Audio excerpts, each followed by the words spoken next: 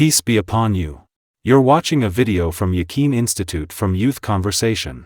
For more, please stay tuned. أعوذ بالله من الشيطان الرجيم. بسم الله الرحمن الرحيم. يا أيها الذين آمنوا ادخلوا في السلم كافة ولا تتبعوا خطوات الشيطان إنه لكم عدو مبين. വിശ്വസിച്ചവരെ, അനുസരണയിലേക്ക് പൂർണ്ണമായും നിങ്ങൾ പ്രവേശിക്കുക. ചെകുത്താന്റെ കാലടികൾ പിന്തുടരാതിരിക്കുക. അവൻ നിങ്ങളുടെ പ്രഖ്യാപിത ശത്രു തന്നെ. فإن زللتم من بعد ما جاءتكم البينات فاعلموا أن الله عزيز حكيم. വ്യക്തമായ തെളിവുകൾ വന്നു കിട്ടിയ ശേഷവും നിങ്ങൾ വഴുതിപ്പോകുന്നുവെങ്കിൽ അറിഞ്ഞുകൊള്ളുക, അല്ലാഹു പ്രതാപവാനും യുക്തിമാനുമത്രേ. هل ينظرون إلا أن يأتيهم الله في ظلل من الغمام والملائكة وقضي الأمر وإلى الله ترجع الأمور. മേഘവിധാനത്തിൽ മലക്കുകളുടെ അകമ്പടിയോടുകൂടി അല്ലാഹു എഴുന്നള്ളിയിട്ട് കാര്യങ്ങൾ തീരുമാനിക്കപ്പെടും വരെ അവർ കാത്തിരിക്കുകയാണോ? കാര്യങ്ങൾ അല്ലാഹുവിലേക്കാണ് മടങ്ങുക. പ്രിയപ്പെട്ടവരെ, അസ്സലാമു അലൈക്കും വറഹ്മത്തുള്ളാഹി വബറകാതുഹു. സൂറത്തുൽ ബഖറയിലെ 208 മുതൽ 210 വരെയുള്ള 3 ആയത്തുകളാണ് ഇൻഷാ അല്ലാഹ് നമ്മൾ ഇന്ന് പരിശോധിക്കുന്നത്. യാ അയ്യുഹല്ലദീന ആമനു ദുഖുലു ഫിസ്സിൽമി കാഫ. വിശ്വസിച്ചവരെ, നിങ്ങൾ സിൽമിലേക്ക് അഥവാ അന്യൂനവും അസന്ദിഗ്ധവുമായ സമർപ്പണത്തിലേക്ക് പൂർണ്ണമായും കടന്നു വരുവിൻ. ആരാണ് ഈ വിശ്വസിച്ചവർ? പല വ്യാഖ്യാനങ്ങളും കാണാം നമുക്കിതിൽ. അതിനൊരു ക്ലാരിറ്റി വരുത്താൻ നമുക്കാദ്യം സിൽമ് എന്താണെന്ന് പരിശോധിക്കാം. ഇസ്ലാം എന്ന ദർശനം എന്ന അർത്ഥത്തിൽ തന്നെ സിൽമ് എന്ന പദം ഉപയോഗിക്കാം, ഒരു പര്യായ പദം എന്ന കണക്കെ. അങ്ങനെയാകുമ്പോൾ ഈസയിലും മൂസയിലും അലൈഹിംസലാം വിശ്വസിച്ചവരെ, നിങ്ങൾ അന്ത്യപ്രവാചകനായ മുഹമ്മദ് നബി സല്ലല്ലാഹു അലൈഹി വസല്ലമയിൽ കൂടി വിശ്വസിക്കാൻ കടന്നുവരൂ എന്നാണ് ആഹ്വാനം. ഇനി സിൽമിനെ സമാധാനം അഥവാ യുദ്ധം, സംഘർഷം, കലാപം തുടങ്ങിയവയുടെ വിപരീതാവസ്ഥ എന്ന അർത്ഥത്തിലും മനസ്സിലാക്കാം. അങ്ങനെയാകുമ്പോൾ മുഴുവൻ മുഅ്മിനീങ്ങളോടും കൂടിയുള്ള ഒരു പ്രഖ്യാപനമായിരിക്കും ഇത്. കാരണം ഹജ്ജിനോടനുബന്ധിച്ച് സംഭവിച്ചേക്കാവുന്ന സംഘർഷഭരിതമായ സാഹചര്യങ്ങളെക്കുറിച്ച് നേരത്തെ വിവരിച്ചു കഴിഞ്ഞതാണല്ലോ.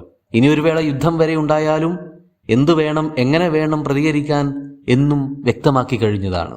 അതുകൊണ്ട് ഇനി നിങ്ങൾ തിരിച്ചു പൊക്കോളൂ. കൂടുതൽ സമാധാനവും സ്വസ്ഥവുമായ രാഷ്ട്രീയ സാമൂഹിക അന്തരീക്ഷത്തിലേക്ക് പ്രവേശിച്ചുകൊള്ളൂ.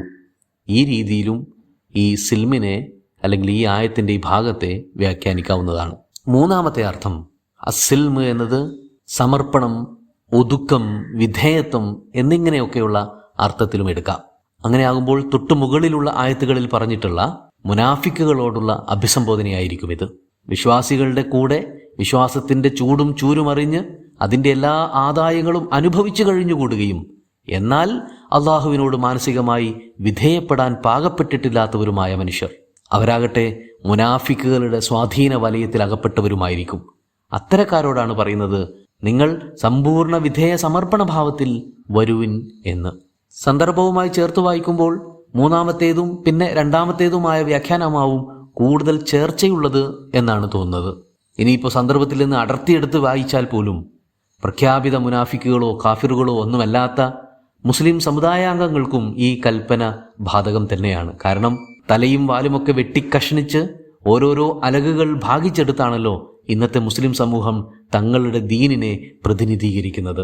അവിധം ഇസ്ലാമിൻ്റെ സാകല്യത്തിലെ സൗന്ദര്യം അത് ജീവിതത്തിൻ്റെ എല്ലാ സന്ധികളിലും പ്രകടമാകും വിധം പുറത്തെടുക്കാൻ തയ്യാറാകാത്ത മനുഷ്യരെ ഈ ആഹ്വാനം ഉന്നം വെക്കുന്നുണ്ട്. ഒരു മുസ്ലിമിനെ സംബന്ധിച്ചിടത്തോളം ജീവിതത്തിലെ സകല സന്ധികളിലും ഇസ്ലാമിനുള്ള സ്ഥാനം വകവെച്ച് നൽകുകയും ആത്യന്തികമായി അള്ളാഹുവിൻ്റെ മുന്നിൽ സർവം സമർപ്പിതനായി നിൽക്കുകയും ചെയ്യുക എന്നത് അനിവാര്യമാണ്.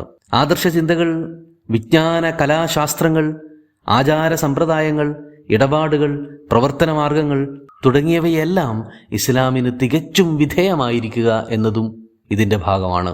ബനു ഇസ്രായേലികളെ നേരത്തെ വിമർശന വിധേയമാക്കുമ്പോൾ സൂചിപ്പിച്ചിരുന്ന ഒരു കാര്യമുണ്ട്. അഫതുഅ്മിനൂന ബിബഅദിൽ കിതാബ് വതക്ഫുറൂന ബിബഅദ്. കിതാബിൽ ചിലത് സ്വീകരിച്ച് ചിലത് നിഷേധിക്കുകയാണോ നിങ്ങൾ എന്നാണല്ലോ ചോദിച്ചത്. ഈ കിതാബിന്റെ ഭാഗിക നിഷേധം പോലെ തന്നെ ജീവിതത്തിലെ വ്യവഹാരങ്ങളിൽ ദീനീ നിയമങ്ങളെ അകറ്റിവെക്കുന്നതും കുഫ്ർ തന്നെയാണ്. ദീനുൽ ഇസ്ലാം ഒരു കംപ്ലീറ്റ് ലൈഫ് സ്കെഡ്യൂളാണ് എന്ന് തിരിച്ചറിയാതെ ഒരു മുസ്ലിമായി ജീവിക്കുക എന്നത് അസാധ്യമായ കാര്യമാണ്. റസൂലിൻ്റെ കാലത്തും ഇസ്ലാമിലേക്ക് കടന്നു വന്നിരുന്ന വേദക്കാരായ പലരും കുറേ കാര്യങ്ങളൊക്കെ ഖുർആൻ അനുസരിച്ചും മറ്റു പല കാര്യങ്ങളും തങ്ങളുടെ പൂർവ്വവേദങ്ങളെ തന്നെ ആസ്പദിച്ചും ചെയ്തു പോന്നിരുന്നു എന്നും റിപ്പോർട്ടുകളിൽ കാണാം. അതുകൊണ്ട് തന്നെ അഭിസംബോധിതർ ആര് തന്നെയായാലും ഇസ്ലാമിൻ്റെ സമഗ്ര സ്വഭാവത്തെ അംഗീകരിച്ചുൾക്കൊള്ളണം എന്നതാണ് ഈ ആയത്തിലെ പ്രമേയം. വലാ തത്തബിഉ ഖുതുവാതി ശൈത്വാൻ, ഇതിന് വിഘാതമായി നിൽക്കുന്നവനാണ് ഷൈത്താൻ. അവനെ അനുധാവനം ചെയ്തേക്കരുത്, അവൻ്റെ കാലടികളെ പിന്തുടരരുത്. ഇന്നഹു അദുവ്വുൻ മുബീൻ, കാരണം അവൻ നിങ്ങളുടെ പ്രഖ്യാപിത ശത്രുവാണ്. സമ്പൂർണമായ ദൈവസമർപ്പണത്തിന് പിശാചും പൈശാചിക ദർശനങ്ങളുമാണ് തടസ്സമായി നിൽക്കുന്നത് എന്നത് സുവ്യക്തമായൊരു ഫാക്റ്റാണ്. എല്ലാവിധ ധാർമ്മിക വിചാരങ്ങൾക്കും ശത്രുവാണ് പിശാച്. അത് മനുഷ്യൻ്റെ ആദ്യ ദിനം മുതൽ തന്നെ അവൻ പ്രഖ്യാപിച്ചിട്ടുള്ള കാര്യവുമാണ്.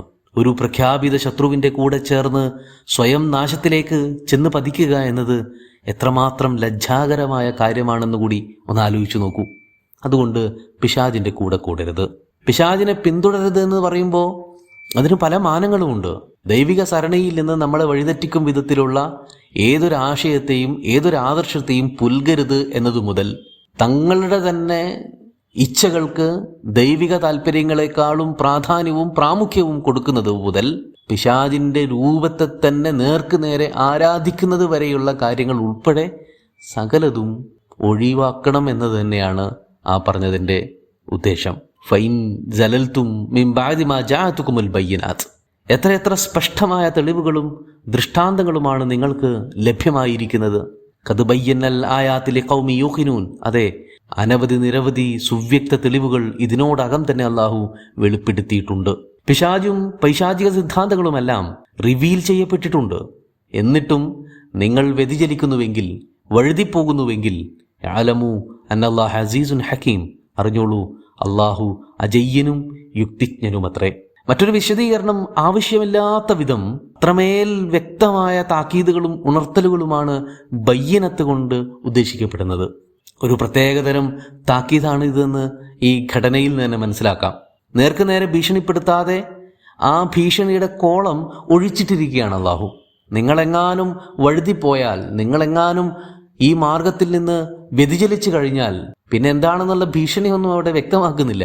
പകരം നിങ്ങൾ അള്ളാഹുവിൻ്റെ സ്ഥാനത്ത് പിശാചിനെ പ്രതിഷ്ഠിക്കുകയും അവന് വഴങ്ങുകയും ചെയ്യുകയാണെങ്കിൽ പോലും അള്ളാഹുവിന് അക്കാരണത്താൽ ലവലേശം പോലും നഷ്ടമൊന്നുമില്ല. ചിലയിടങ്ങളിൽ ഇങ്ങനെയും കാണാം, ഇന്നഹു ഗനിയുൻ ഹമീദ്, അവനേറെ സ്തുത്യർഹനായ സമ്പന്നനത്രേ. അപ്പം അവനെന്തെങ്കിലും നാശനഷ്ടം ഉണ്ടാവും, അവനെന്തെങ്കിലും കോട്ടം സംഭവിക്കുമെന്ന് കരുതിയിട്ടാണോ പിശാചിനെ പിന്തുടരുതെന്ന് പറയുന്നത്? അല്ല. ഈ രൂപത്തിൽ ശ്രദ്ധിച്ചു കഴിഞ്ഞാൽ നിങ്ങളുടെ ഏതേത് കർമ്മങ്ങളുടെയും ഗുണദോഷങ്ങൾ അനുഭവിക്കേണ്ടത് നിങ്ങൾ തന്നെയാണ് എന്ന് പറഞ്ഞു വെക്കുകയാണ് അള്ളാഹു. അല്ലാതെ അള്ളാഹുവിനതുകൊണ്ട് ലാഭനഷ്ടങ്ങളൊന്നുമില്ല. ഹൽ യൻദുറൂന ഇല്ലാ അൻ യഅതിയഹുമുല്ലാഹു ഫീ ദുലലിൻ മിനൽ ഗമാം വൽ മലായിക, മേഘക്കുടയും ചൂടി മലക്കുകളുടെ അകമ്പടിയോടുകൂടി ദൈവം അവരോഹണം ചെയ്യാൻ കാത്തിരിക്കുകയാണോ ഇവർ? അഥവാ ബൈബിളിലും മറ്റും ആവർത്തിച്ചിരിക്കുന്നത് പോലെ ദൈവം മേഘപഥത്തിൽ പ്രത്യക്ഷപ്പെട്ട് നേരിട്ട് കൽപ്പന പുറപ്പെടുവിച്ചാൽ മാത്രം ഞങ്ങൾ അംഗീകരിക്കാം, പിശാചിനൊഴിവാക്കാം, അതുവരെയും ഞങ്ങൾ ഇങ്ങനെ തന്നെ തുടരുള്ളൂ എന്നതാണോ അവരുടെ നിലപാട്? അതിനാണോ അവർ കാത്തിരിക്കുന്നത്? വഖുദിയൽ അംർ, എന്നാൽ കാര്യങ്ങളെല്ലാം തീർപ്പാക്കപ്പെട്ടിരിക്കുന്നു. വഇലല്ലാഹി തുർജഉൽ ഉമൂർ, കാര്യങ്ങളെല്ലാം അള്ളാഹുവിലേക്ക് തന്നെ റഫർ ചെയ്യപ്പെടുന്നതാണ്. അഥവാ നിങ്ങളുടെ കാത്തിരിപ്പും ദുർവാശിയും ഒന്നും തന്നെ ഫലവത്താകാൻ പോകുന്നില്ല. എല്ലാം നിർണിതമാണ്, സുനിശ്ചിതവുമാണ്. കാര്യങ്ങളുടെ എല്ലാം അന്തിമ വിധി അത് അള്ളാഹുവിൻ്റെ സമക്ഷത്തിൽ വെച്ച് നടക്കുകയും ചെയ്യും. അതേത് വിധം നടത്താനും നടപടികൾ നടപ്പിലാക്കാനും പോന്ന അജയ്യനും സുശക്തനുമാണ് അള്ളാഹു. അതിനു മുമ്പേ നിങ്ങൾക്കിപ്പോൾ കൺമുന്നിൽ തെളിഞ്ഞു കിടക്കുന്ന ദൃഷ്ടാന്തങ്ങളിൽ നിന്നും കാര്യങ്ങൾ പഠിച്ചെടുക്കുകയും ജീവിതം മുഴുക്കെ അള്ളാഹുവിൻ്റെ താല്പര്യങ്ങൾക്കനുസൃതമായി പാകപ്പെടുത്തിയെടുക്കുകയും ചെയ്താൽ നിങ്ങൾക്ക് കൊള്ളാം. മറിച്ചാണെങ്കിൽ അതിൻ്റെ ഭവിഷ്യത്തും നിങ്ങൾ തന്നെ വേണം അനുഭവിക്കാൻ. പടച്ചവനെ അത് ഒരു തരിമ്പ് പോലും ബാധിക്കാൻ പോകുന്നില്ല. അതുകൊണ്ട് ഇസ്ലാമിനെ അതിൻ്റെ സമഗ്ര സ്വഭാവത്തിൽ തന്നെ സ്വാംശീകരിക്കാൻ നമുക്കും സാധിക്കേണ്ടതുണ്ട് എന്നുണർത്തിക്കൊണ്ട് ഈ സെഷൻ ഇവിടെ വൈൻഡപ്പ് ചെയ്യാണ്. അള്ളാഹു അനുഗ്രഹിക്കട്ടെ. അസ്സലാമു അലൈക്കും വറഹ്മത്തുള്ളാഹി.